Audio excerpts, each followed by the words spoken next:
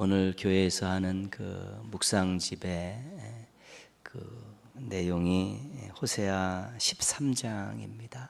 근데 호세아 13장에 나오는 몇 가지 내용을 가지고 먼저 말씀을 드리려고 합니다. 아침 구름, 이슬, 쭉정이, 굴뚝에서 나는 연기.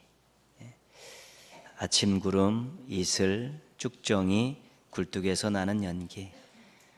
이것들의 공통점은 무엇이라고 생각하십니까? 아침 구름, 이슬, 쭉정이, 굴뚝에서 나는 연기. 순식간에 없어진다는 것입니다. 해가 비치거나 바람이 불면 그냥 순식간에 날아가 버리고 사라져 버린다는 것이죠. 호세아서에서는 이런 네 가지를 무엇에 비유하고 있냐면 우상 숭배하고 있는 이스라엘 백성들이라고 말하고 있습니다. 본인들이 대단한 것 같고 본인들이 잘하는 것 같아서 그렇게 인생 살다가 그렇게 달려가고 있지만 하나님께서 훅 한번 불어버리시면 아무것도 아닌 게 된다는 것입니다. 그런 존재인지도 모르고 하나님 섬기고 하나님 의지하지 않고 우상 섬기고 있느냐, 하나님께서 그렇게 그들을 책망하시면서 사용하신 단어들입니다. 사자, 표범, 곰, 암사자. 공통점이 무엇인 것 같습니까? 대충 짐작하시죠? 먹잇감을 찢고 먹어버리는 맹수들입니다. 근데 이 네 가지 이 들짐승이 누구냐면 하나님이시라는 것입니다. 하나님을 외면하고 우상 숭배하는 자들을 심판하시는 하나님이 바로 이러한 맹수 같다고 합니다. 하나님께서 그 정도로 우상 숭배하는 것에 대해서 아주 싫어하시고 우상 숭배하다가 돌아서지 않는 부분들에 대해서는 아주 엄중하게 대처를 하시겠다는 그런 뜻입니다. 결국 북이스라엘은 아수르에게 망했습니다. 우상을 숭배하다가 하나님께서 예언자들을 보내주셔서 계속 부르시고 기회를 주셨는데 돌아오지 않은 것입니다. 근데 아수르가 나라가 강해서 북이스라엘을 멸망시킨 것이 아니라는 것입니다. 하나님께서 아수르를 사용하셔서 북이스라엘을 멸망시키셨다는 것입니다. 우상 숭배하고 돌아오지 않는 그들을 아수르라는 강대국을 이용해서 하나님께서 멸망시킨 것이지 아수르가 강하다든가 아니면 북이스라엘이 약해서 멸망당한 것이 아니라는 것입니다. 오늘 말씀은 이런 북이스라엘의 역사의 과정 속에 있었던 사건과 관련이 있는 말씀입니다. 북이스라엘의 가장 큰 번영기는 여로보암 2세 때입니다. 주전 8세기 정도 되는데요. 이때 정치적으로 경제적으로 엄청나게 번성을 했습니다. 이웃나라까지 막 위용을 떨치고 경제적으로 엄청나게 부를 축적한 아주 살기 좋은 그런 나라였고요. 국민들의 입장에서는 태평성대를 이룰 정도로 그렇게 호시절이었습니다. 그러나 영적으로는 암흑기였습니다. 하나님을 찾지 않은 것입니다. 이때의 상황을 호세아 10장 1절은 이렇게 말합니다. 이스라엘은 열매 맺는 무성한 포도나무라. 그 열매가 많을수록 제단을 많게 하며 그 땅이 번영할수록 주상을 아름답게 하도다. 경제적으로 풍요한데 바알을 섬기는 제단들이 더 많아진다는 것입니다. 개인적으로 살만한데 그 우상을 만지고 우상을 가꾸는 일들에 사람들이 더 많은 정성을 쏟는다는 것입니다. 이 말은 심각한 의미를 담고 있습니다. 자신들에게 풍요한 삶을 주신 것이 하나님이 아니라 바알이라고 믿고 있다는 것입니다. 자신들이 살만한 인생을 사는 것이 하나님의 은혜가 아니라 바알의 은혜라고 생각했기 때문에 풍요로운데 제단들이 많아지고 살만한데 주상들이 더 많이 세워지고 있다는 것입니다. 하나님께서 북이스라엘에게 이런 대우를 받으셨습니다. 남편으로서 아내의 이스라엘을 극진하게 사랑하셨고요. 부모로서 자녀인 이스라엘을 향해서 엄청난 수고와 희생을 하셨는데 그들은 우상을 섬기고 있었던 것입니다. 이런 대우를 받으신 하나님께서 이스라엘을 향해서 내뱉으신 말씀이 있습니다. 무지한 것들이 나를 잊었구나. 교만한 것들이 나를 대적하는구나. 배은망덕하는 자들이 나를 배반하는구나. 섭섭하신 것입니다. 답답하신 것입니다. 배신감이 들으신 것입니다. 그래서 이런 말씀을 쏟아놓으신 것이죠. 그러나 한편으로는 안타깝고 아쉽다는 것입니다. 잘 신앙생활 했으면 좋겠는데, 더 잘 살았으면 좋겠는데, 미래가 더 좋았으면 좋겠는데 그러지 못하고 있구나. 그런 안타까움과 아쉬움이 담긴 외침이기도 한 것입니다. 하나님은 뒤끝이 없으십니다. 그리고 하나님은 사랑에 있어서는 못 말리시는 분입니다. 그들이 그렇게 하나님을 잊고 대적하고 배반했음에도 불구하고 하나님께서는 너희들 돌아서지 않으면 멸망이다. 그런데 내가 기회를 주겠다. 다시 한번 정신 차리고 나와 새로운 관계를 맺고 다시 한번 멋지게 부부 생활 해보자. 부모와 자녀답게 멋지게 살아보자라고 기회를 주시는 것입니다. 오늘 말씀은 그 기회를 주시는 한 가지 말씀입니다. 12절 말씀 보시면요, 다른 말씀들은 이미 역사적으로 다 말씀드린 내용이고요. 12절 말씀 보시면요, 조금 가셔서 너희 묵은 땅을 기경하라. 이것이 하나님께서 관계 회복을 위해서 이스라엘 백성들에게 주신 방법이고 기회입니다. 너희 묵은 땅을 기경하라. 묵었다는 것은 오래 관리하지 않아서 잡초가 막 나 있는 것입니다. 또 오래 관리하지 않아서 땅이 딱딱하게 굳어진 것입니다. 이것을 묵었다고 이야기하는 것입니다. 잡초가 무성하고 땅이 굳은 데다가 아무리 씨앗을 뿌려봤자 열매를 거둘 수가 없는 것입니다. 그렇습니다. 이 땅은 반드시 잡초를 뽑고 갈아엎어야만이 또 씨를 뿌리고 열매를 얻을 수 있는 것입니다. 이 땅은 이스라엘 백성들의 마음입니다. 우상으로 가득 차 있고 세상적인 것들로 가득 차 있는, 정말 하나님의 말씀을 받아들일 수 없이 딱딱하게 굳어버린 잡초와 굳음이 있는 그러한 이스라엘 백성들의 마음입니다. 하나님께서 말씀하시죠. 묵은 땅을 갈아엎어라. 잡초를 뽑고 쟁기로 갈아엎어라.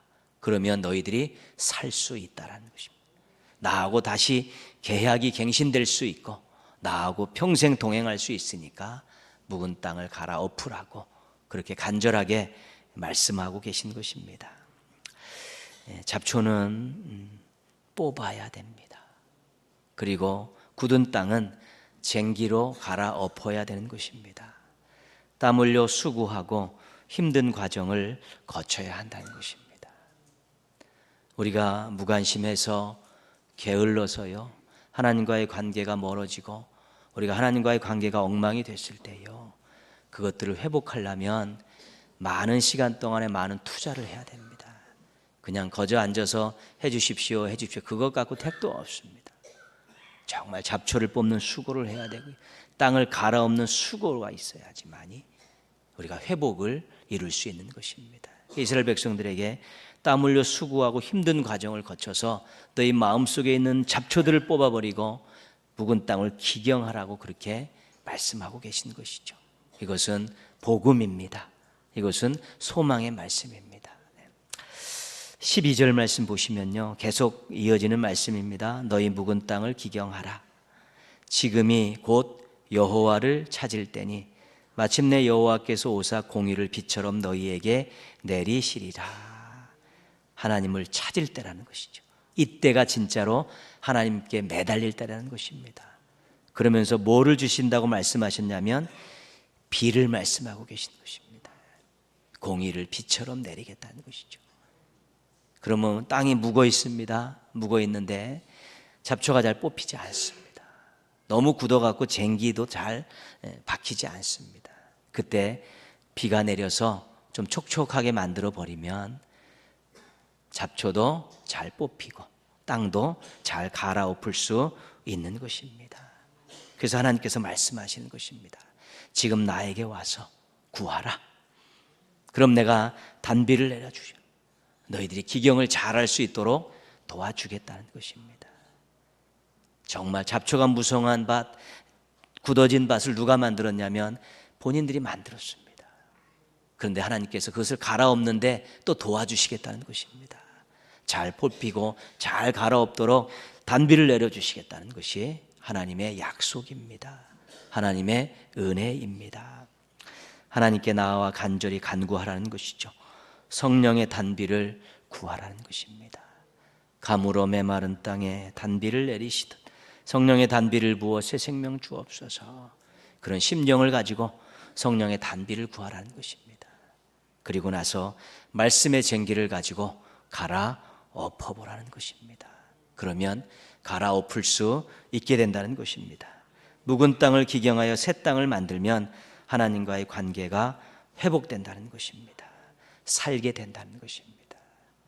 기회를 주셨는데 북이스라엘은 기회를 놓쳤습니다.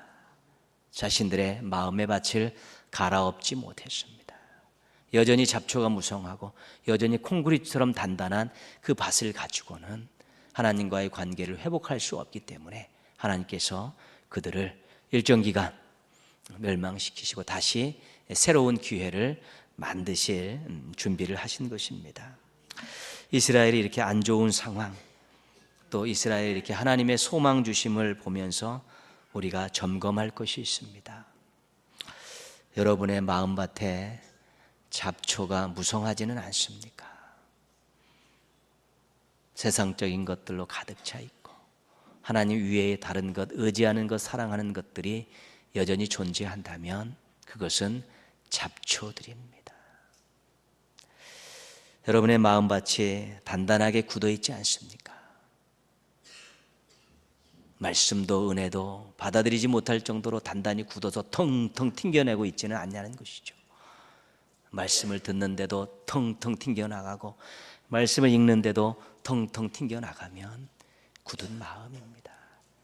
하나님이 하셨던 일들, 우리에게 베푸셨던 은혜를 생각하면서도 속에서 감사와 감격이 솟아나지 못할 정도로 무언가 딱딱한 것이 딱 누르고 있어서 그것이 고백으로, 표정으로, 삶의 모습으로 나오지 못하면 그 마음밭이 단단하게 굳어져 있는 것입니다. 잡초가 있으면 뽑으셔야 합니다. 굳어졌으면 갈아엎으셔야 됩니다. 그래야 하나님 관계가 좋아지고 그래야 인생이 살맛나고 그래야 미래에 소망이 있는 것입니다. 기름 없는 등불이 얼마 못 가서 연기만 나고 타오르다가 죽듯이 하나님 없는 우리들의 인생은 미래에 소망이 없습니다. 절망이 있습니다. 지금 가지고 있는 것 갖고 버티시겠다고요? 하나님과의 공급해 주시는 것 없으면 얼마 가지 못합니다. 평생 내가 갖고 갈 것들 다 준비하셨다고요? 하나님 없으면, 하나님 관계 단절되면 그거 하루아침에 무너질 수 있는 것들입니다. 잡초를 뽑고 땅을 갈아엎는 그러한 수고를 통해서 여러분의 마음밭이 항상 묵은 땅이 아니라 새로운 땅으로 유지될 수 있도록 노력하셔야 되는 것입니다. 그래야 살만 나는 것이고요.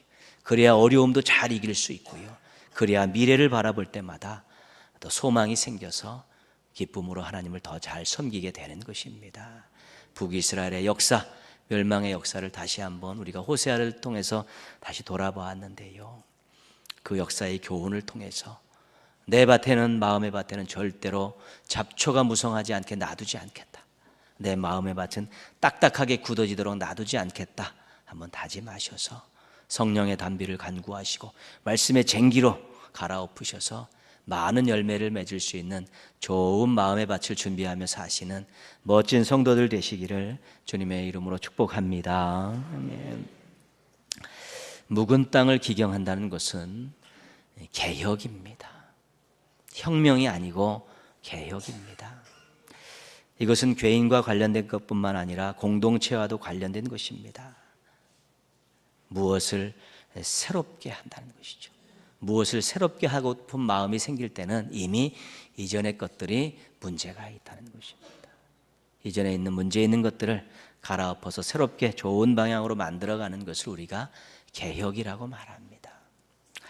종교개혁이 1517년에 일어났습니다. 올해가 499년째고요. 내년이 500주년입니다. 로마 카톨릭이 타락한 것을 비판하면서 그리스도의 참된 정신으로 돌아가자는 종교운동입니다. 500년이 다 됐습니다. 오직 성경, 오직 믿음, 오직 은혜라는 기치를 내걸고 시작한 운동입니다. 왜 이런 것을 내걸었습니까? 말씀에서 벗어났다는 것입니다. 믿음이 잘못 사용되고 있다는 것이고요. 은혜를 잊어버리고 인간들 중심의 행동으로 모든 것들을 하려고 하니까 이건 잘못되다. 이건 신앙이 아니다. 말씀으로 돌아갑시다. 믿음으로 삽시다. 은혜를 기억합시다. 이런 기치를 내걸고 시작한 것이죠. 그게 바로 우리가 속해 있는 이 개신교입니다. 개혁교회입니다. 그런데 딱 500년이 됐는데 500년 전에는 개혁의 주체였는데 500년이 지났는데 지금 개혁의 대상으로 전락하고 있다는 것입니다. 이것이 우리의 아픔입니다. 묵은 땅이 됐다는 것입니다. 개혁교회가 묵은 땅이 되어져 가고 잡초가 무성해져 가고 있다는 것입니다. 변종신앙들이 많이 생겨나서 교회다운 면모들을 자꾸 잃어가고 있는 것이죠. 기경을 해야 된다는 목소리가 높아져 가고 있는 것입니다. 묵은 땅을 기경하라. 오늘 한국교회에 주시는 하나님의 말씀으로 얼마든지 받을 수 있는 것입니다. 그런데 더 한 가지 안타까운 것은 뭐냐면 교회가 자정 능력이 점점 사라져 가고 있다는 것입니다. 스스로 고칠 의지도 없고 고칠 능력도 없다는 것입니다. 그래서 그렇게 묵은 땅을 갈아엎지 않으면 미래가 불투명한 것입니다. 그래서 우리가 기억해야 될 것은 끊임없이 기도합니다. 한국교회를 생각할 때마다 성령의 단비를 내려주시옵소서.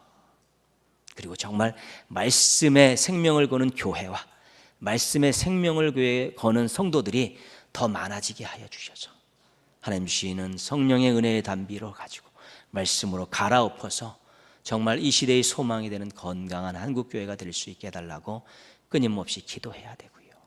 더불어서 우리 교회가 정말로 말씀의 생명을 거는 교회가 되고 우리 성도들이 말씀 중심의 그런 삶과 신앙들을 준비해서 우리가 한국교회의 한 모퉁이를 우리 교회가 우리 성도들이 때로는 호미가 되고 때로는 곡괭이가 되어서 때로는 삽이 되어서 갈아엎는 그러한 중요한 개혁의 역사를 잘 감당해야 될 우리가 꿈을 갖자는 것입니다. 누군가는 해야 되는 것입니다. 하나님께서 베푸신 은혜가 얼마나 크고 하나님이 주신 사명이 얼마나 큰데 우리 한국교회가 개혁의 대상이 되어서는 안 되는 것입니다. 빨리 은혜의 단비를 달라고 기도하고 정말 말씀 중심으로 우리가 이것을 기경해서 정말 개혁교회의 그런 아름다운 면모를 가지고 하나님 쓰시기에도 좋고 하나님 영광도 올려드리고 또한 주변에 있는 많은 사람들과 세상을 행복하게 하는 본연의 모습들을 찾을 수 있어야 되는 것입니다. 우리가 꼭 꿈꿔야 되는 것입니다. 우리 교회가 참 말씀에 목숨을 겨누는 교회가 되고 우리 모든 성도들이 말씀 중심의 삶과 신앙을 준비해서 하나님의 은혜의 단비 위에서 이 한국교회를 잘 기경하는 작은 호미들, 삽들, 또 곡괭이가 되셔서 하나님의 사명을 또 하나님 기뻐하시는 일을 잘 감당하시기를 주님의 이름으로 축원합니다. 최근 우리나라의 화두는 비선실세입니다. 최순실이라는 여자에게 모든 관심이 쏠려 있습니다. 민간인인데 대통령을 좌지우지했다고 합니다. 국정 전반에 걸쳐서 영향력을 행사했습니다. 사회 각 분야에서 전횡을 일삼았습니다. 이런 일은 소설이나 영화 같은 데서나 나오는 일들입니다. 근데 이 나라에서 실질적으로 지금 일어난 것입니다. 대통령 하야 탄핵이라는 소리들이 외쳐지고 있습니다. 국민들이 부끄럽다고 고개를 들지 못하고 분노를 참지 못하고 거리로 뛰쳐나오고 있습니다. 나라가 꼴이 아니고 대통령의 모든 것들이 다 허망한 것들로 밝혀지고 있습니다. 또 세금으로 또 연봉을 받으면서 또 국민들이 뽑아진 자리에 앉아서 허수아비 노릇을 했던 많은 사람들을 바라보며 또 힘든 시간들을 보내고 있습니다. 경제적으로도 지금 만만치 않습니다. 무진장 어렵습니다. 현장에 나가 있는 분들 말씀드리면 쑥대밭이라고 할 정도고, 사회도요 구석구석에서 별의별 인간들이 하지 말아야 될 짓거리들이 계속 일어나고 있습니다. 묵은 땅을 기경하라, 하나님 말씀을 우리가 먼저 겸손하게 받을 수 있어야 되는 것입니다. 묵은 땅을 기경해야 한다는 것에 동의합니다, 이 나라. 그러면서 우리는 신앙인들로서 한 가지 꼭 기억해야 될 것이 있습니다. 칼럼니스트인 이승환 씨라는 분이 모 일간지에 칼럼을 게재했는데요, 그 칼럼 가운데 모두에 그가 택시 기사와 대화한 내용을 실으면서 칼럼을 써내려 갑니다.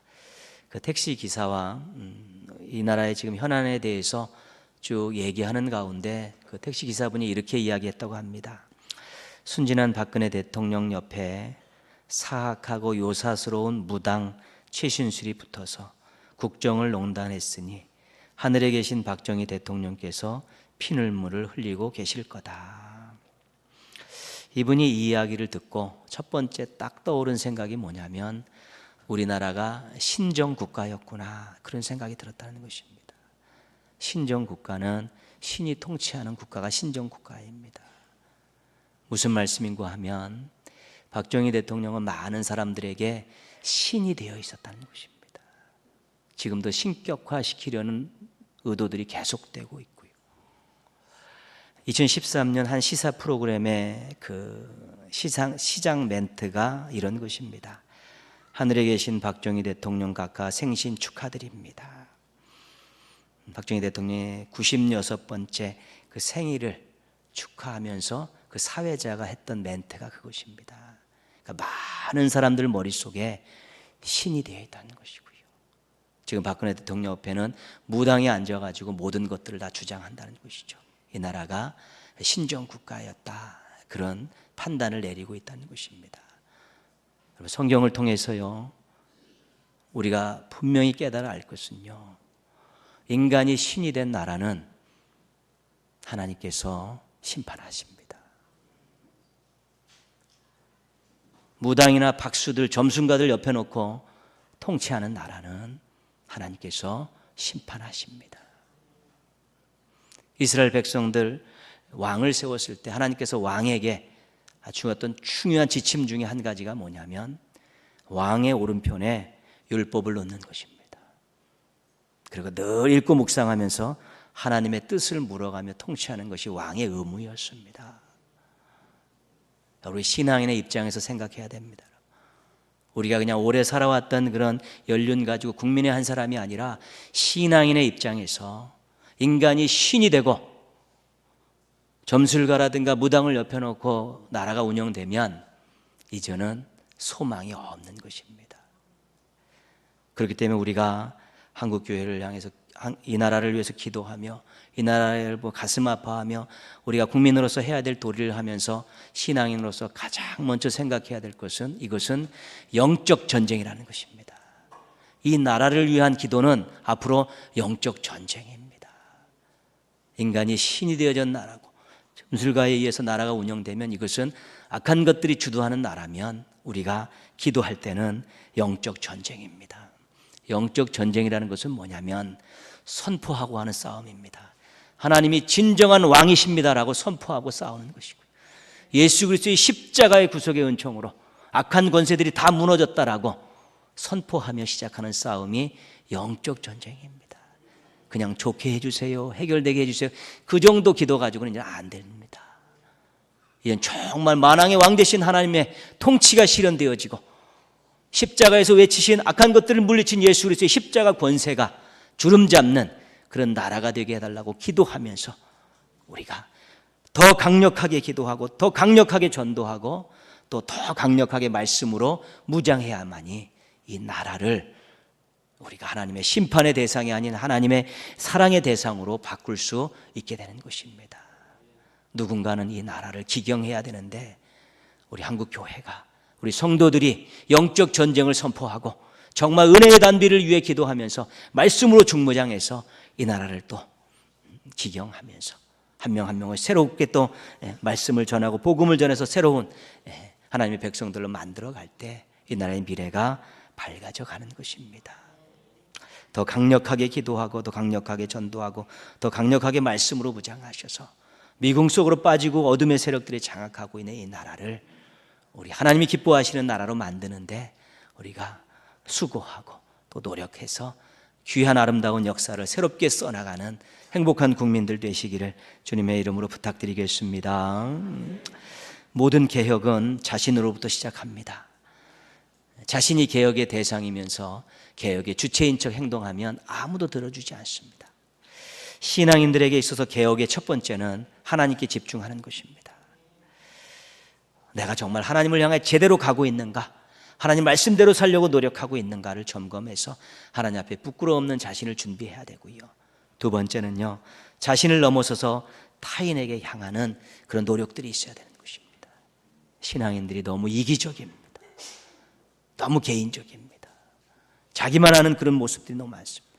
마음문 열고 옆에 사람들 이해하고 서로 손잡고 배려하고 하나된 모습들로 하나님 앞에서 그렇게 살 때 형제가 연합하여 동거함이 어찌 그리 선하고 아름다운 거라, 그런 탄성을 들을 만한 일들을 해야 되는데 늘 자기밖에 모르고 자기 가정밖에 모르고 그렇게 사니까 세상을 변화시킬 수 없습니다. 개혁을 할 수 없는 것입니다.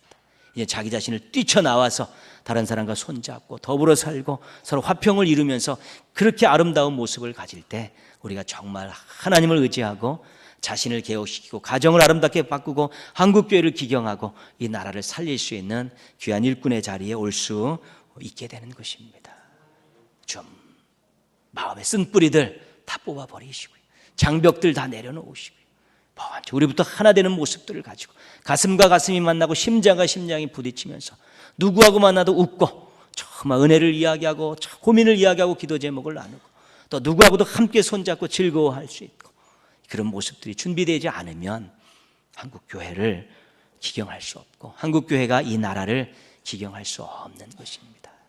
정말 우리부터 내가 하나님을 향해 제대로 된 방향을 가지고 하나님 뜻대로 살겠다는 귀한 의지와 자신을 넘어서고 이기주의인 것들을 버려버려 이기심을 벗어버리고 다른 사람과 연합하고 손잡고 화평을 이루는 그런 모습들을 준비해서 정말 주변을 아름답게 가꾸어가고 또 새로운 마음밭을 만들어가고 환경들을 만들어갈 때 우리가 한국교회를 기경하고 이 나라를 기경해서 하나님 기뻐하시는 아름다운 교회와 또 나라를 만들어갈 수 있게 되는 것입니다.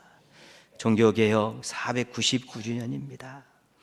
우리가 먼저 우리부터 마음밭을 기경하면서 또 가정과 한국교회와 또 민족까지 생각하면서 참으로 하나님의 은혜의 담비 위에서 말씀으로 기경하겠다는 귀한 마음만 꺾지 않으신다면 하나님 우리를 사용하시고 우리 교회를 사용하셔서 아름답고 멋진 새로운 미래와 귀한 역사를 새롭게 쓸 수 있도록 도와주실 것입니다. 마음밭을 먼저 기경하셔서 또 우리 모두가 하나 되어서 한국교회와 나라를 기경하고 하나님의 영광 받으실 만한 그런 교회와 나라를 만들어가는데 크게 쓰임받는 여러분들 되시기를, 크게 일하는 여러분들 되시기를 주님의 이름으로 축원합니다. 기도하겠습니다.